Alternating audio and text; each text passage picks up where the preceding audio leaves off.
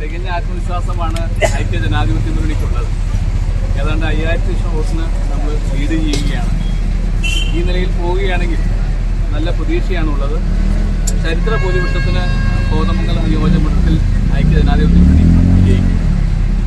15,000-നും 20,000-നും ഇടയ്ക്ക് വോട്ട് ജയിക്കുമെന്നുള്ളതാണ് ഞങ്ങളുടെ ആത്മവിശ്വാസം. LDF കോട്ടകളിലെല്ലാം വിള്ളൽ വീഴ്ത്തിക്കൊണ്ടാണ് മോദി ഭൂരിപക്ഷം നേടിയിട്ടുള്ളത്.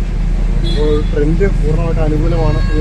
തീർച്ചയായും ജനങ്ങൾ UDF-നോടൊപ്പം, പ്രത്യേകിച്ച് കോതമംഗലത്ത് കഴിഞ്ഞ 5 വർഷക്കാലമായി ഐക്യ ജനാധിപത്യ മുന്നണി കോതമംഗലത്തെ വീണ്ടെടുക്കാൻ വേണ്ടിയിട്ടുള്ള വലിയ പോരാട്ടമാണ് നടത്തിയിട്ടുള്ളത്. വികസനത്തിൻ്റെ കാര്യത്തിൽ വലിയ പുറകോട്ട് പോയ ഒരു നിയോജകമണ്ഡലമാണ് കോതമംഗലം.